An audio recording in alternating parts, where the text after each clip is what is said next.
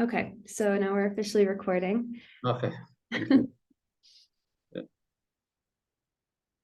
Hello, everyone. I'm here with Mohamud Hure, an education officer and the lead for the United Nations High Commissioner for Refugees primary education work at the UNHCR Education Section headquarters in Copenhagen, Denmark. We'll be discussing the organization's work and how UNHCR's efforts have worked to ameliorate global refugee child education standards. Mr. Hure, thank you so much for sitting down with me today and lending your expert insight to our panel. Thank you. Thank you very much, Celine. Very nice to be with you. Thank you so much. To start, could you tell us a bit about UNHCR's education sector and its mission statement pertaining to refugee child education? Thank you.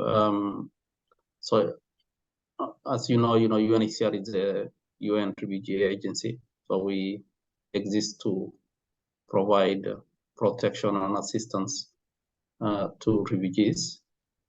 In terms of education, it is an urgent priority for us. We see the provision of inclusive, quality, and equitable education as central to our broader protection and solutions mandate. And so this is underpinned in the 1951 Convention relating to the status of refugees, and more recently the Global Compact on Refugees, which was adopted in 2018. We also have the UNHCR Education Strategy 2030, and in this particular strategy, we emphasize inclusion of refugees in national education systems. We believe that inclusion in host country education systems contributes to refugee children resilience. It prepares them for the future that will be productive for their life, that will make their life more productive, and it will also essential to participate in the communities in which they live in. Yeah, so this is sort of how education is really very important to us. But I also want to say that education is quite essential throughout the phases of displacement, and so in this regard, it requires a lot of preparation, planning. It has to be part of the emergency response whenever there are new refugee situations, and we also see that refugee situations are not temporary as it should be. They are increasingly getting protracted. Yeah.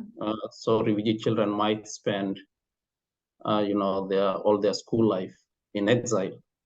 So it's not, it's not the way it's perceived that there is a problem in a country and then people flee, and after maybe a few months, years, they return.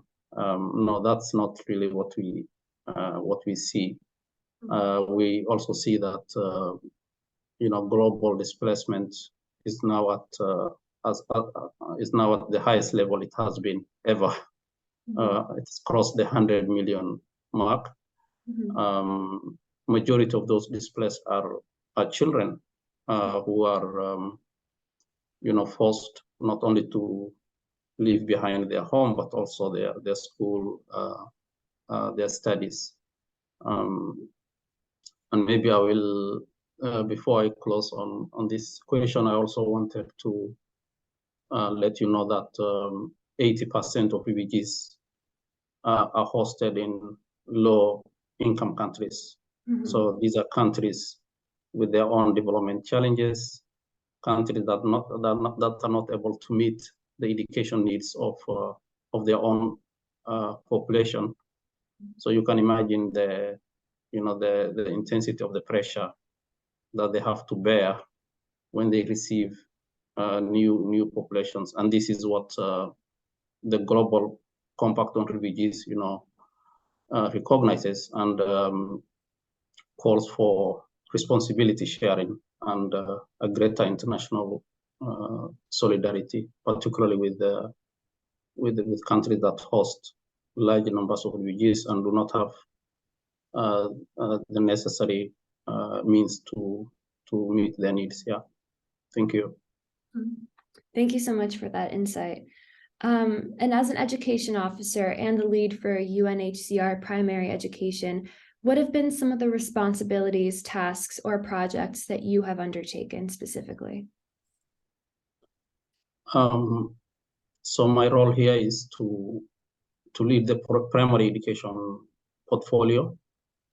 We know primary is quite important. It's the foundation for learning. And so, based at the headquarters, means that I provide support, technical support, strategic support to our regions and to country operations. We work, across the world, supporting refugee children access to education. And so my role is to provide technical support to colleagues in the field, try to undertake initiatives to build their capacities. But I also, support the management of a global education program. We call it the Educator Child. And this is a specific program that covers 14 countries in different parts of the regions where we work. And it mainly focuses on enrollment of children who are out of school. Globally, nearly 50% of refugee children are not in school. So we have a huge challenge. And so in many ways, we are also, through this program, we are trying to ensure that they are provided the educational opportunities that they need. And so I coordinate the implementation of these initiatives. And I also, because the support that we provide is not near enough to meet all the needs of children. So so I contribute to development of new initiatives to expand opportunities. I also, contribute to building the evidence that is needed. And so in this regard, we are undertaking a study on the typology of teachers, of persons of concern. So, who is teaching refugee children, what's their conditions of service, what challenges do they face, how can they be better, supported, and that, yeah. So this is part of the work that we are doing to inform our broader advocacy and that, yeah. And I also do, representation work like what I'm doing now, and trying to bring attention to the needs of refugee children, yeah, among other things, yeah. Yeah, thank you so much. Thank you for that great oversight. And we'll be discussing some of those points that you touched on a little bit later on in the interview. But now I'd like to talk a bit about the UNHCR's Refugee Education 2030 initiative.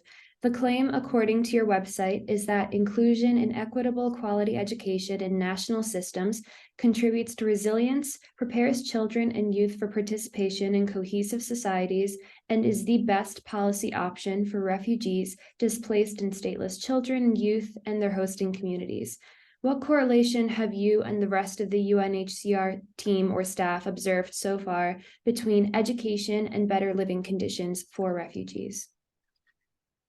Yeah, no, thank you. Thank you very much, Selenia. So, and this is really, really important.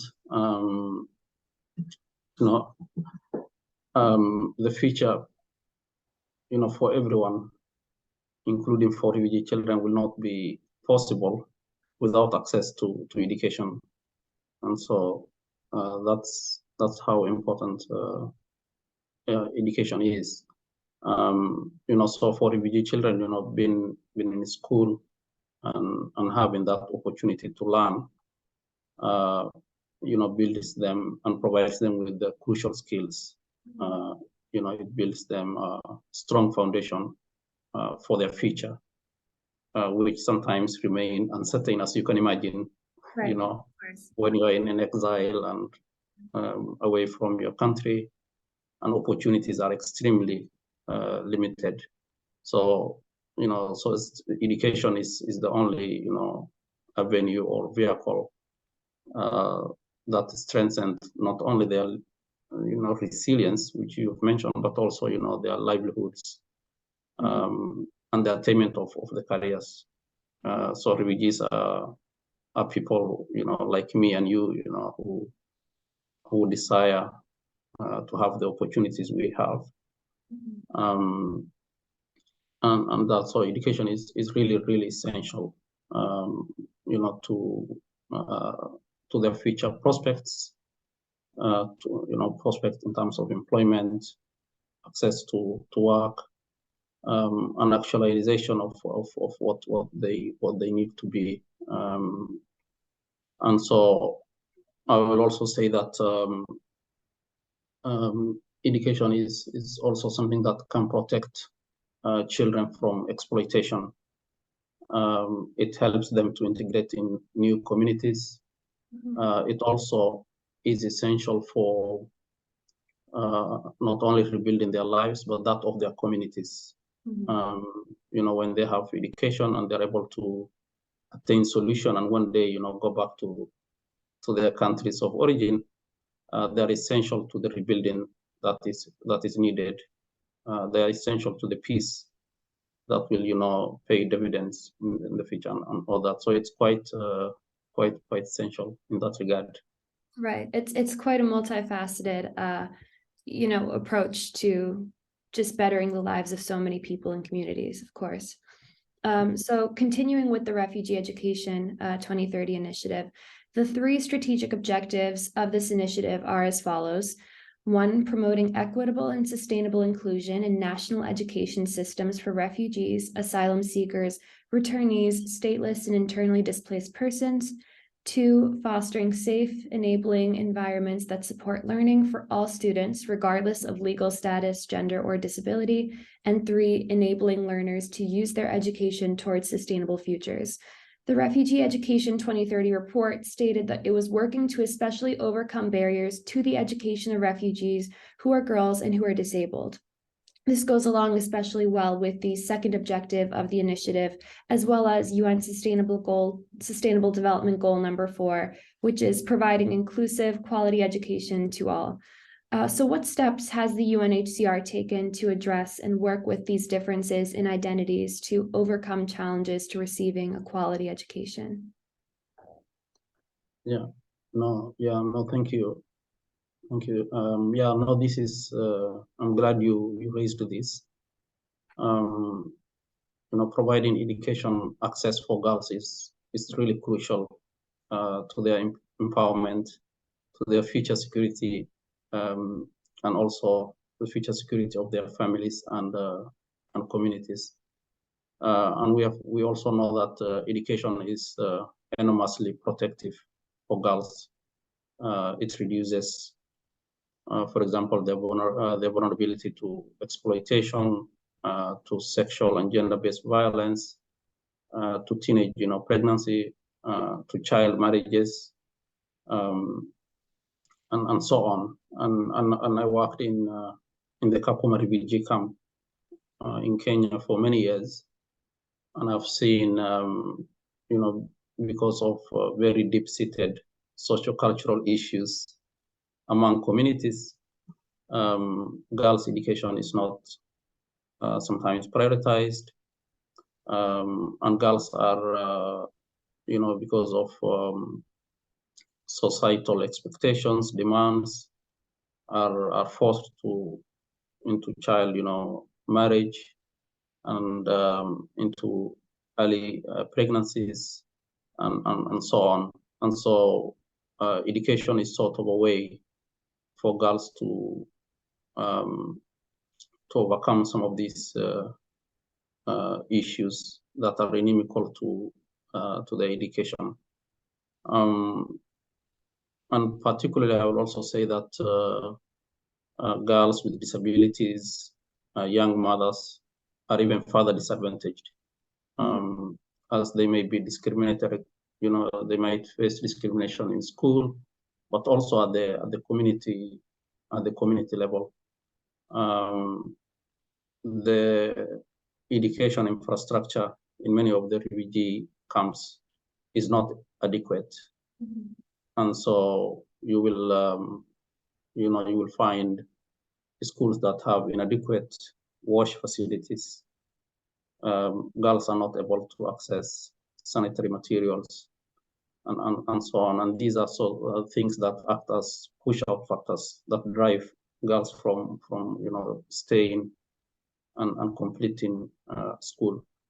So as UNHCR, we're very keen to. We have a strong focus on supporting the education of girls. Of course, we do the advocacy, and it's particularly with the communities, trying to raise awareness, engage in community dialogue, community conversations, to be able to change cultural attitudes. But this takes time, and so we have to continue to do it. But besides that, we also provide practical support. So we ensure that girls have access to sanitary materials, that because there is widespread period poverty in many parts of the world, and so we try to ensure that refugee girls have access and are not able and do not miss school. We try to encourage the recruitment and retention of female teachers, because they act as a strong role model for girls. We provide sometimes cash vouchers, cash grants to foster their enrollment. And we also, in the trainings that we do, we try to include gender sensitive teacher pedagogy. So those are some of the things that that we do. And for children with disabilities who often remain invisible, we try to provide to ensure that the school facilities are adaptive, and we provide assistive devices, along with also creation of the awareness and among the communities. So these are some of the things that we do. Yeah. Of course, yeah. Thank you so much for that.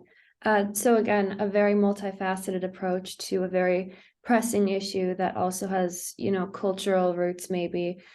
So of course, it's a difficult issue to tackle when you're thinking about overcoming challenges to receiving a quality education for all. But yeah, that work is wonderful. Thank you so much. And reflecting on the agenda and timeline of the Refugee Education 2030 initiative, I have to ask the question of the COVID-19 pandemic, given the horrific general results, but also especially the impact it had on global refugee communities.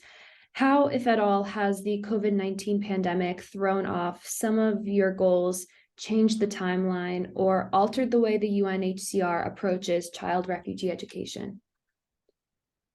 Yeah. No, thank you. As you can imagine, COVID-19 was hugely disruptive for all children, and particularly children who have vulnerabilities. And the impact of the COVID-19 pandemic, was layered on top of pre-existing education challenges for refugee children, because their participation was lower prior to the pandemic, and so this of course has worsened. And we have also seen that COVID-19, the disruption it has had, has increased the number of refugee children who are out of school. We know that it has also caused substantial learning losses. In a country like Uganda, schools were closed for nearly 2 years. Right, yeah. And so you can imagine the learning loss. It's quite profound. But it has also really heightened protection risks, because schools are protection. Schools are environments that provide safe and protective, that are safe and protective. And so in the absence of, when the schools are closed, then some of the children, particularly girls, were exposed to the protection risks that we have discussed.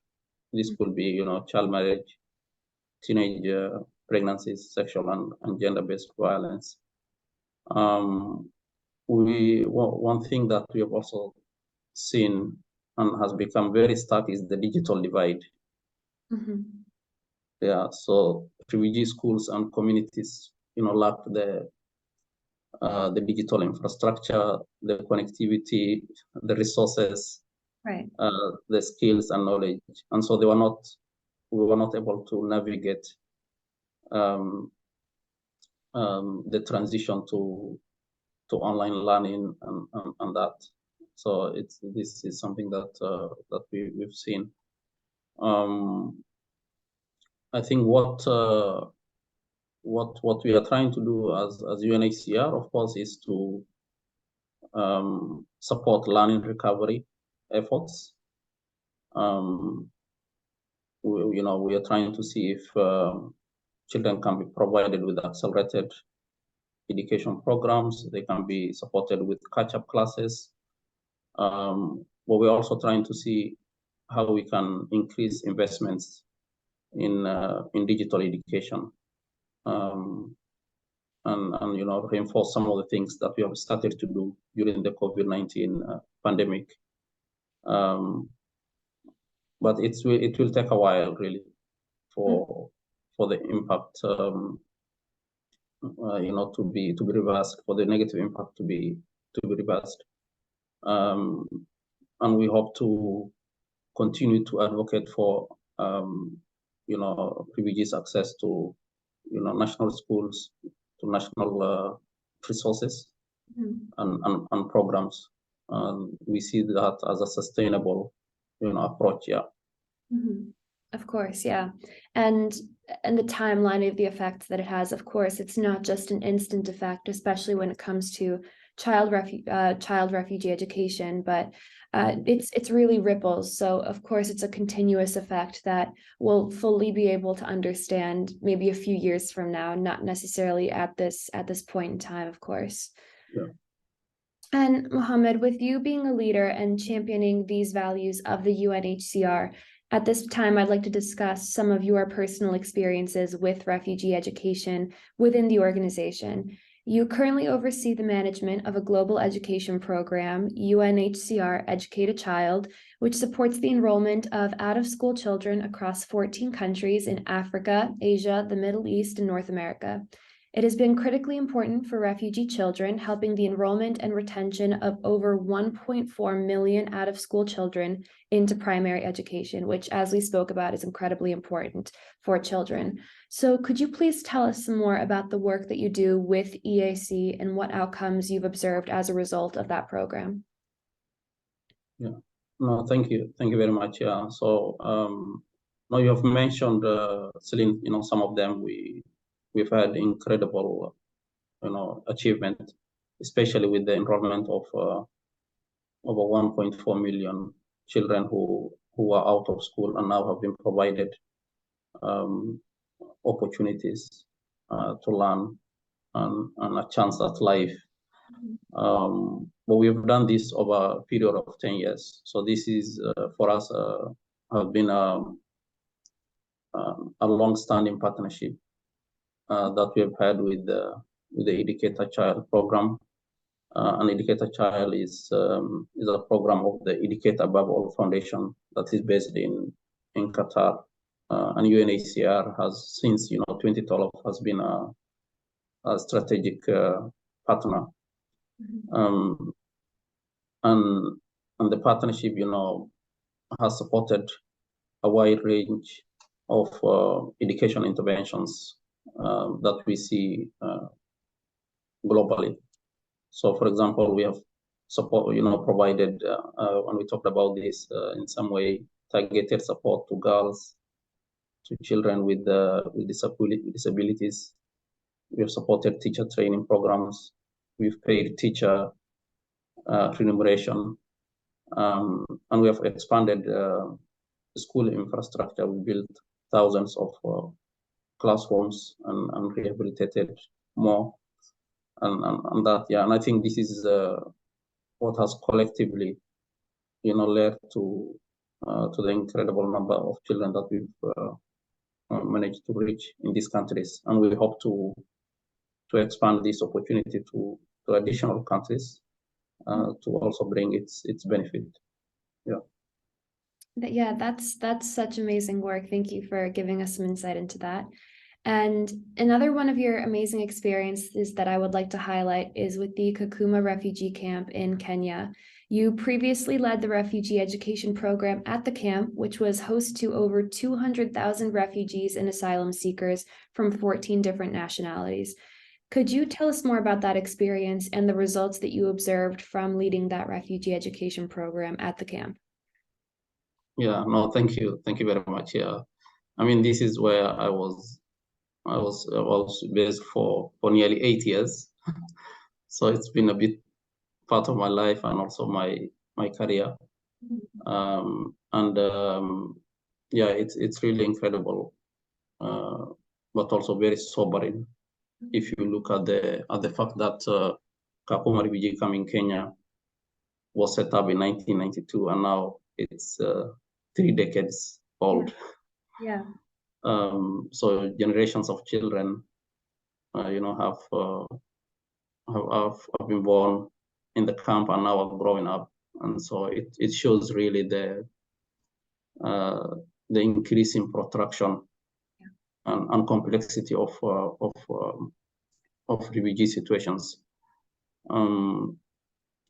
And so we, have been supporting schools, developing education strategies for the camp. I've coordinated education responses, and I've also carried out advocacy work. But maybe just to give you the context is really challenging. You have 90,000 children who are in 52 schools. So you can imagine just 52 schools with 90,000 children. So what it means is that there is very high level of overcrowding and congestion. 150 children or 200 children share in a classroom. So you can imagine that, and these children, come to school every day. And sometimes when I visit the schools, I will think, if I was in their position, would I have come to a class that has this large number of children, is congested, and you have one teacher. So, and when you have that overcrowding, it implies everything else is also inadequate. The classroom is insufficient, then teachers are not enough. The desks are few. And all that, yeah. But what I've seen is really the incredible resilience and motivation, children, parents who really believed in the power of education, as a force for change in their life. And we have seen over the time I was there, we've had threefold increase in school enrollments. It's dramatically increased. We've had excellent returns in national exams. So it was really very impressive to see.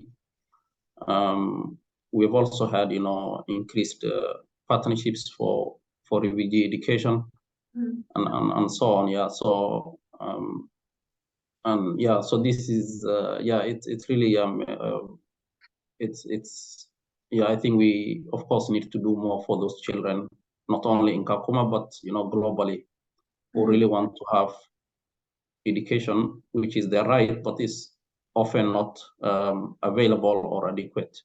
Yeah, of course. And I'm really glad that you brought up the point of resilience, because we touched on it a little earlier. And, of course, these children want to get an education, and they're going despite not the most ideal conditions. So, Yeah. of course, this is going to build up even more resilience throughout their lifetime, especially with the better living quality that they'll receive as a result of this education that the UNHCR and other wonderful organizations are providing, especially with the Kakuma refugee camp. So thank you for telling me a little bit more about that and for your experiences as well. And I'm moving on to my last question. I think it's important to note that sometimes it feels overwhelming or even impossible to begin making a tangible difference in advocating for the education of refugee children, especially with the refugee crises that we've observed in the past decade or so, along with other crises such as COVID-19. My question to you is, what can viewers do to help improve education for refugee children worldwide, and where can we start? Yeah, no, thank you. Yeah, I think we can collectively do a lot. We just need to really care about refugees. That you don't leave your country. Sometimes you don't, your family, and you do it at a great, at a great loss. You lose family members. You have child refugees who are unaccompanied, and so on. So you don't really choose to be a refugee. Yeah. And so we can really increase our understanding, our empathy, and as an individual and also collectively, we can raise awareness on the plight of refugees, amplify their needs, support the creation of welcoming environments wherever you are, offer support where you can, for example, language support, and so on. If contribute expertise, children particularly face, huge trauma, and they have, and that residual trauma stays with them for a very long time.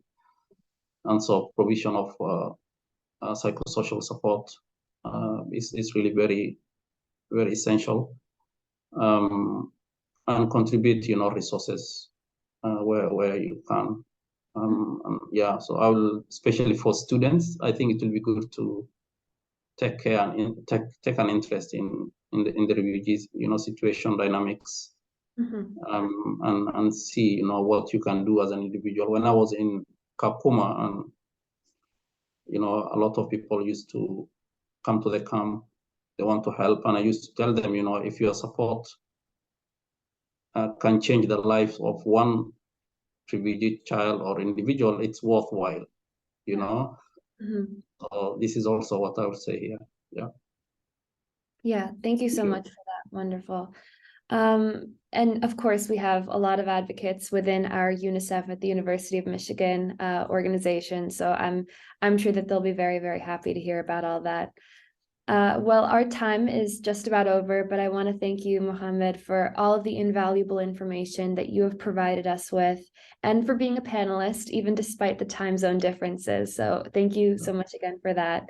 Your experience working to improve the lives of so many refugee children worldwide is truly inspiring, to say the least, and so wonderful to hear about. All of our viewers and UNICEF U of M members, including myself, are incredibly grateful for your time and for this opportunity. So thank you so much again for joining me. Thank you. Thank you very much. It's really a pleasure. And yeah, I'm really also inspired by the work that you're doing with your colleagues. Thank you so much. Thank you.